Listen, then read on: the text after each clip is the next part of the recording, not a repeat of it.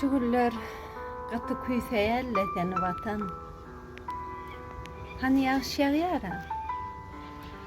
O yağıştan son ol buram buram gelen is var ha. Ol içime doya doya çektiğim ol is var ha. Ol is hala burnumdan giden ok vatan. Hani o tandırdan yanıca çıkan kızgınca çörek vardır ha. Hani elimizi pişire bölüp o bedredeki suya basıp yerdik ha. O çöreğin lezzeti hala damağımdan giden ok vatan. Gurbet katıya dattıla vatan. Nämedir bu vatan? Näme beyle küysetýärler bu vatan? Göbek kanımızın daman yeri diýär hani. O göbeğimizden daman kan toprağa sınıp toprak bilen aramızda bir bağ döretýändir. Hani en atamız bilen bolan, dogallarımız bilen bolan kan bağımız var ha. Etdil şon ýanak bağ döretýändir. Kan bilen sulanmadık topraklar vatan däldir diýerler ha. Aslan bizim topraklar kan bilen yoğurlandır. Göktepe'nin kanı, Gazavadın kanı. Yıllarca Rus batalcıların karşısına mertlerce duran şehitlerimizin kanı. Ençeme söveşlerin kanı. Haksız yere öldürülen insanların kanı.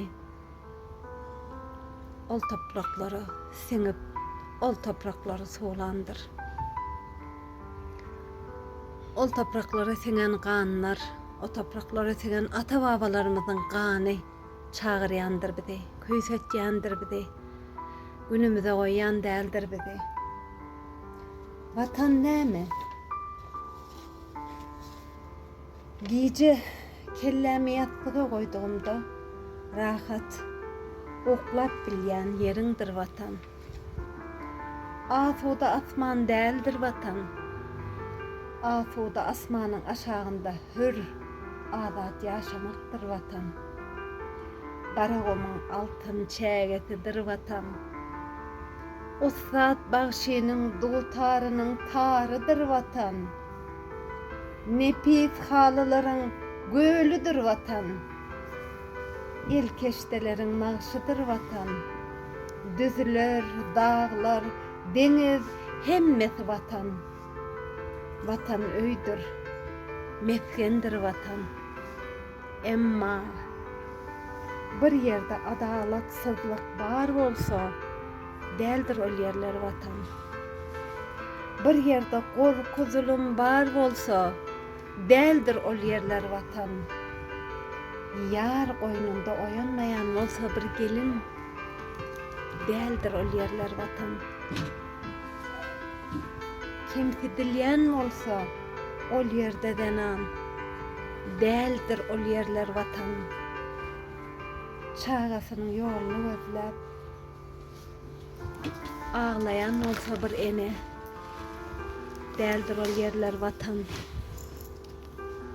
Bir sürpriz towşanyň içinden umyt dolu gözleri bilen ejesini gözleýän bolsa bir çağa, ol yerler hiç däldir vatan.